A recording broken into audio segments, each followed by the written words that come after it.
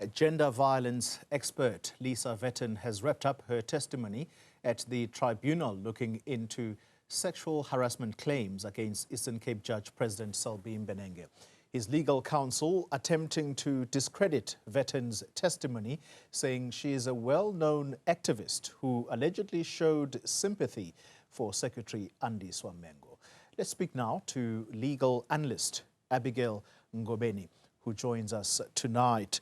Advocate, good evening to you, and thank you very much for your time. Let's start with what informs an expert, or should we say the use of an expert in a forum such as the one that we are talking about, and what criteria would be used to select such an expert?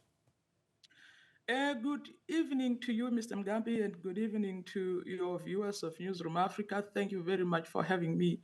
Yes, of course, in any tribunal or in any court of law, the use of an expert witness is, of course, premised on the basis of their expertise.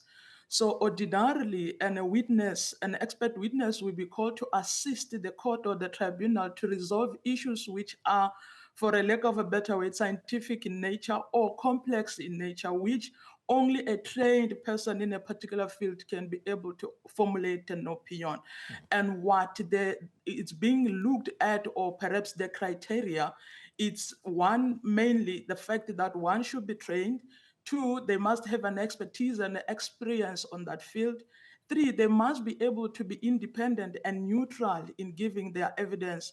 And they must compose or compile an opinion based on, supported by evidence, as well as the fact that it's independent and unbiased. And courts of law have, particularly on this aspect, given decisions to say an expert witness should not at any time be an advocate of any party. They must not do what it's normally called serve as a hired gun. They must always serve their duty, and their duty is that of assisting the court or tribunal to arrive at a particular conclusion. Yeah, so let's use a living example then. At that very tribunal, Lisa Vetten, she is a known activist in the gender-based violence field. Was it her fault that she was asked to come and give her expertise at this tribunal, or should the fault lie with the tribunal itself, the people who decided that she was going to be brought on to give expertise? I cannot really say there is a fault. I think, Mr. Mgambi, the question should be, is her being there able to be in a manner that can be considered to be assisting the tribunal to arrive at a particular conclusion? You'll remember and agree with me that at the main, she was called to come and talk on issues of harassment in the workplace, coupled with the dynamics of power, the consent that have been raised today when you listen to the proceedings. The question really should be whether she is able to be objective enough. Does she have anything that can be referred to as conscious or unconscious bias, which can affect the credibility of her evidence when the tribunal have to consider that at the end of the matter? So basically, we cannot really say it's more of an error in the side of the evidence leaders or the tribunal, but the question should be, is she able to fairly and independently, without any bias, to assist the tribunal? You use two words that are possibly very important here: objectivity and credibility. Now, I remember yesterday, Advocate Moses Kakane, who represents the Judge President, and he says you were brought here because you are seen as an expert in your field. And then he uses the word or phrase, you are a cut above the rest. And so, how important will her objectivity be?